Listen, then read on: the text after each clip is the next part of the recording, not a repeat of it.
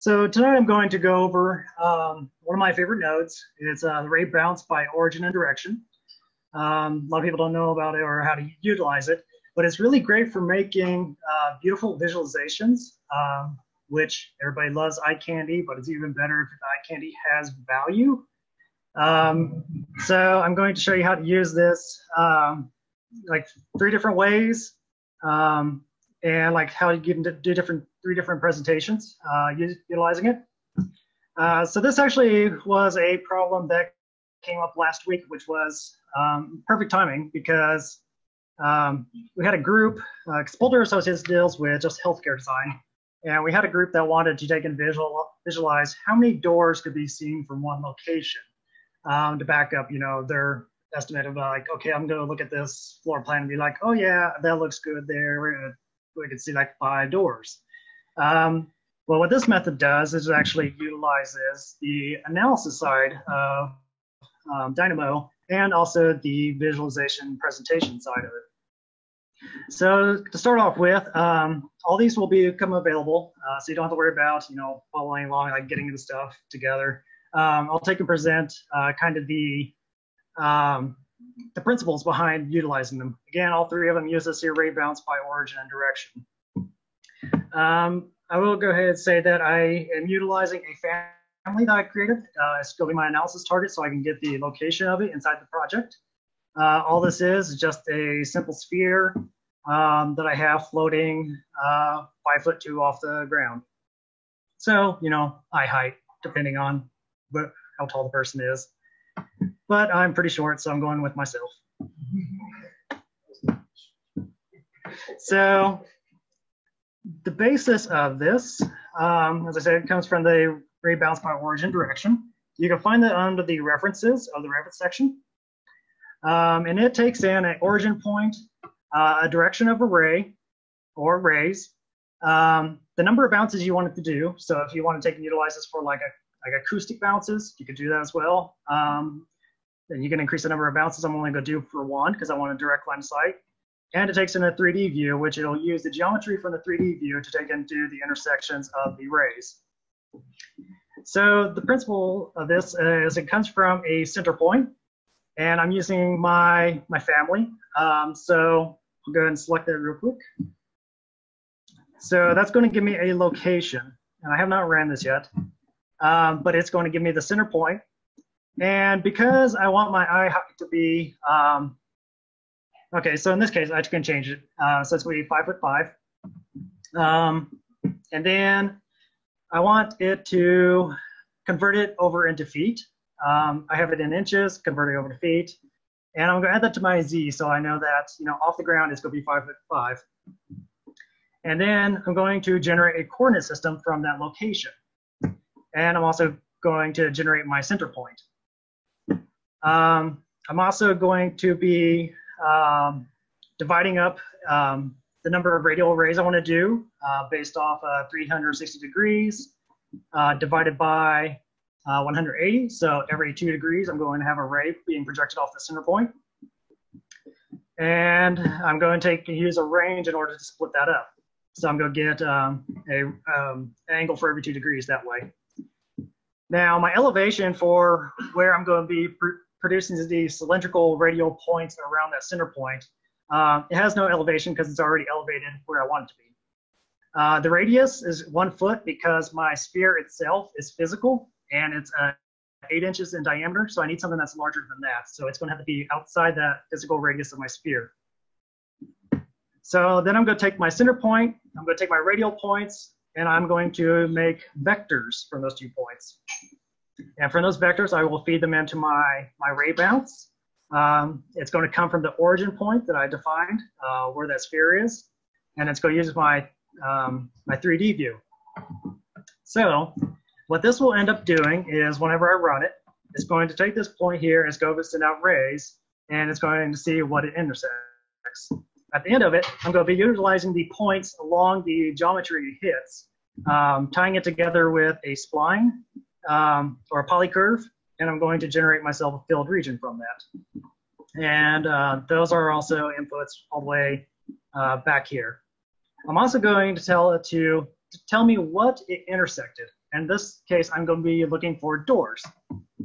So if I hit run, give it a moment, and it's generally pretty quick, it creates my filled region, showing that it hit this column, it can't go past it, so it can't see what's behind it. And then for the data side of things, which you can tie back to like a tag or something, it knows that it hit 11 doors. And the reason why I knows this is because if I go back here to my ray bounce, it takes in and gives me information about my center point, the point that got projected outward, and then also my element that got hit. So it tells me, did it hit a curtain panel? Did it hit a door, mullions, and so forth. So if you want to utilize this to take and tell you like what has the best view of windows or curtain panels to see outside, you can do that as well. You just say, hey, tell me how many curtain panels it hit.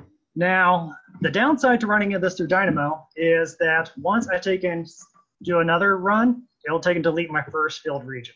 So what I want to do is I want to close this and then take and run it through the Dynamo player, because the Dynamo player will generate new information every time. So Dynamo itself likes to keep track of data, and then it just updates that data so that if you have many iterations, it doesn't take in, get bogged down with a lot of the data that's not being utilized. So if I take and say, with the Dynamo player, if I take and open this up, go ahead and select my element and hit run. Since this one's running through Dynamo player, I'll end up with both regions. And here, yeah, if I can select, say override by element, that's it. Give it a surface transparency of 90. And there I can see like the overlaps and views.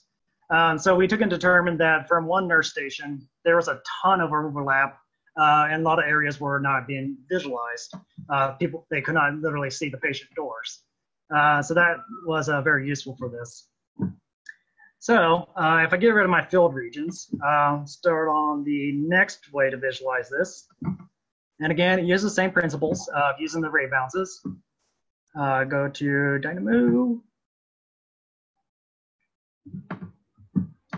And this time I will be doing colored lines. Now this analysis is going to be telling me how far can somebody see from one point? What point has the longest view range? So again, I'm going to select my sphere. It's got pretty much the same stuff going on for the beginning half. But then eventually I get to the point where I want to make detailed curves from this, which I generate from my center point and out to the point of which it intersects an element. And then with that, I'm going to get the curve length.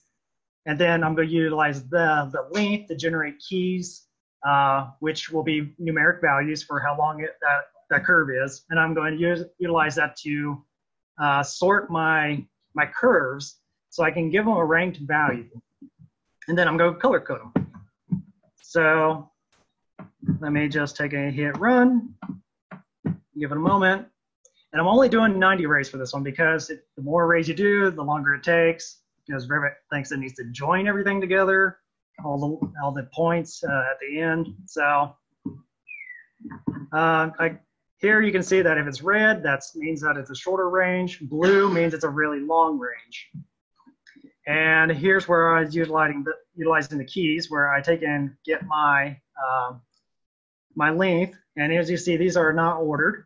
But if I take and order my my curves based off these keys, I get my sorted keys, curves in the correct order based off length. I find the maximum value, and I divide 1 by that, so that I can then multiply every single value by that that fraction, so that it gets reduced to a range of 0 to 1, and then I can use my color range and then just override my lines by those colors.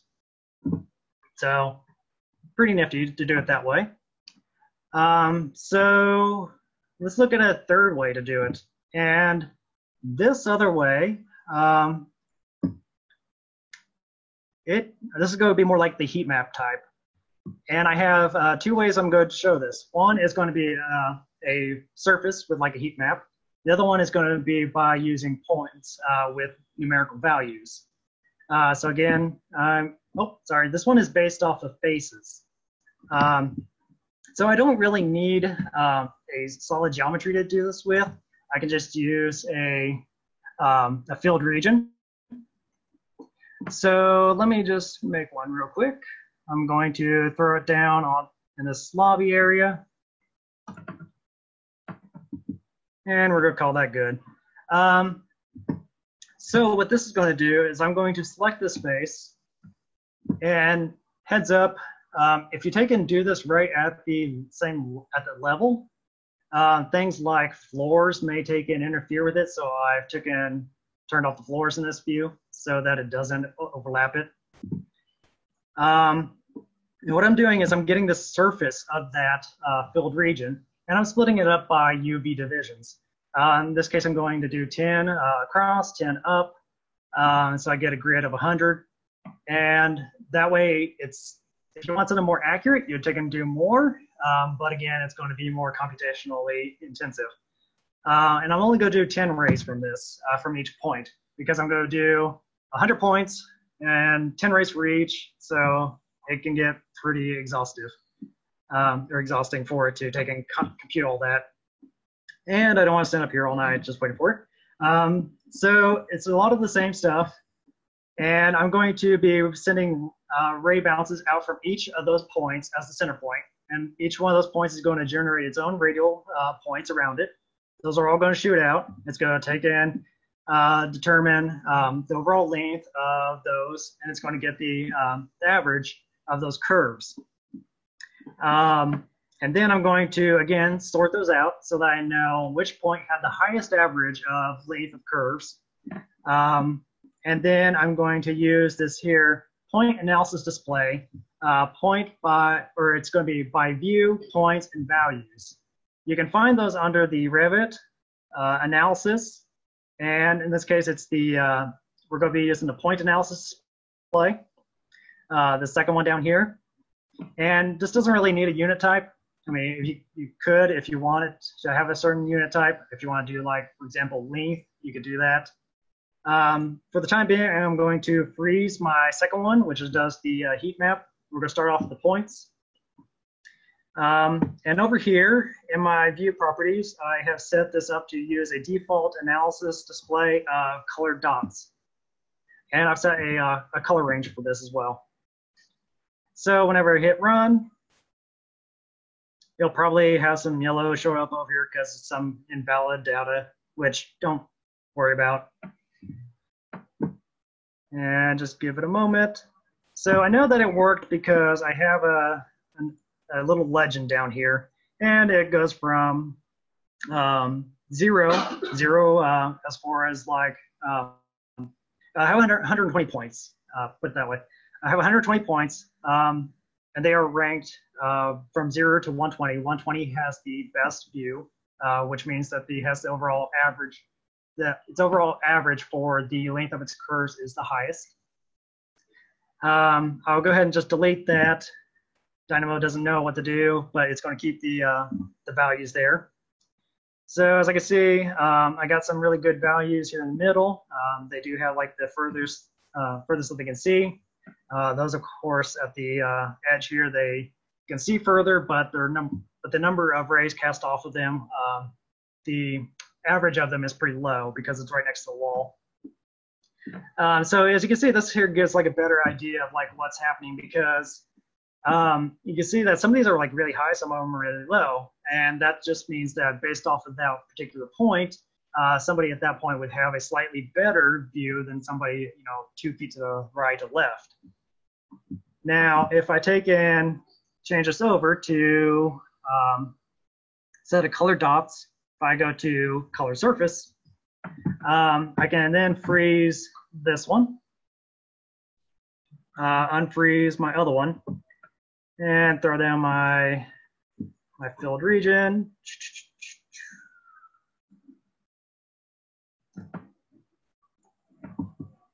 Do that. And then I'm going to take and go back. Let me do all this scrolling. Scroll, scroll, scroll. Select my face. Hit run. And you can see it there in the background, all those little blue lines is like where the rays are being projected out. Not a bunch of spiders shooting out blue stuff. So delete that and hit run, and that cleans it up. So again, if you take and do more points and more rays, you get something that's more accurate. But for speed, this works. So again, all three of these will become available to you guys, as well as the sample file here in the family that I made to take and utilize this. But good. You got 5 more minutes, so some people want to ask some questions, and you can repeat that. Yeah. Questions. Most of these built-in nodes. Yeah. The question was, are these built-in nodes? And yes, they are. I don't like to use packages because I like to hand things off to other people. So if it does require something custom, it would be written in Python, and I went ahead and just eliminated that from this also. So you should be able to just open this up and have at it. Yep. Do you know of a way to do this without using 3D view, or is there not really? The question was, is there a way to do this without utilizing a 3D view? You do need to utilize a 3D view based off that node for the ray bounces, because it does need to know 3D geometry. And as far as I know of, it requires 3D view. Tobias, with you knowing a little bit more of the API, you think it? Not sure. Okay. What kind of? Can you take and do it without a 3D view? Can you do it from a floor plan view? For the rebounds? Mm-hmm. Okay. So yeah, you'd have to do it from a 3D view. But the nice thing about doing it from a 3D view is you can verify exactly what is in your way and what is going to be intersected by those from those bounces. Because if I do go to my 3D view, let me throw my section box. Oh, yep, this is the sample project, so it's hidden. Yeah, we'll do that. Just kind of cut that down.